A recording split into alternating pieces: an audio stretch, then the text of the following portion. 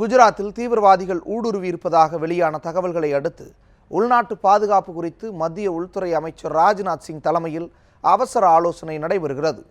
இதுகுறித்து கூடுதல் விவரங்களை அங்கிருக்கும் நமது செய்தியாளர் ஸ்டீஃபனிடம் கேட்கலாம். ஸ்டீஃபன், மத்திய உள்துறை அமைச்சர் ராஜ்நாத் சிங் தலைமையில் நடைபெற்று வரும் கூட்டத்தின் முக்கியத்துவம் என்ன?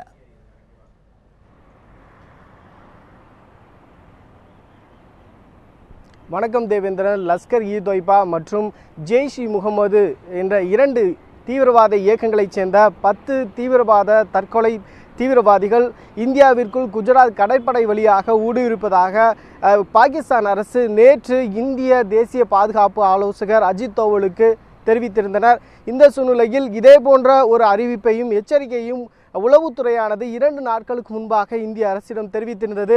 ஆகவே இதனை அடுத்து தற்போது உள்துறை அமைச்சர் ராஜ்நாத் சிங் தலைமையில் அவசர ஆலோசனை கூட்டமானது தில்லியில் நடைபெறுகிறது.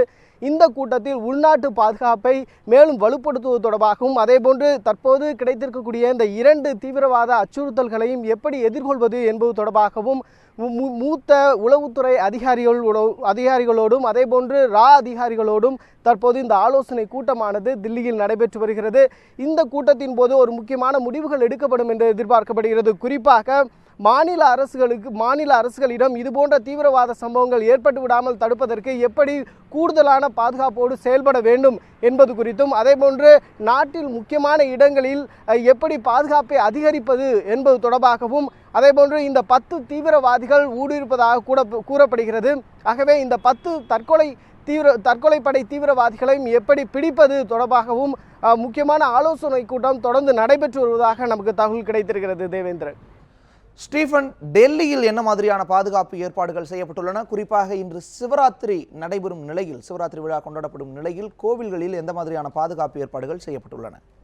நிச்சயமாக வட மாநிலங்களில் இன்று மகா சிவராத்திரி விழாவானது கொண்டாடப்படுகிறது. ஆகவே நகரில் இருக்கக்கூடிய தில்லி மட்டுமின்றி தில்லியை சுற்றி இருக்கக்கூடிய மற்ற நகரங்களிலும் குறிப்பாக முக்கியமான நகரங்களான கொல்கத்தா, மும்பை, அதேபோன்று பெங்களூரு, சென்னை உள்ளிட்ட நகரங்களிலும் பாதுகாப்பானது அதிகரிக்கப்பட்டிருக்கிறது. தில்லியை பொறுத்தவரையில் முக்கியமாக வணிக வளாகங்கள் அதேபோன்று மக்கள் அதிகமாக கூடக்கூடிய கோயில்கள் அதேபோன்று முக்கியமான இந்த சந்தை பகுதிகள் உள்ளிட்ட இடங்களில் பாதுகாப்பானது அதிகரிக்கப்பட்டிருக்கிறது.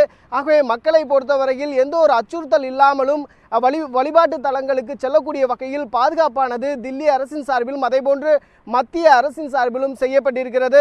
குறிப்பாக இந்த குஜராத் மாநிலத்திற்கு தற்போது 200 பாதுகாப்பு படை வீரர்களைச் சேர்ந்த கமாண்டோக்கள் அனுப்பப்பட்டிருக்கின்றன. அங்கு இருக்கக்கூடிய சோம்நாத் கோயிலுக்கு மட்டும் 50 பாதுகாப்பு படை வீரர்கள் அங்கு பாதுகாப்பு பணியில் ஈடுபட்டு இருக்கின்றனர். அதேபோன்று அகமதாபாத்தில் மொத்தம் 150 பாதுகாப்பு படை வீரர்கள் அங்கு பாதுகாப்பு பணியில் தொடர்ந்து ஈடுபட்டு வருகின்றனர். தேவேந்திரன்.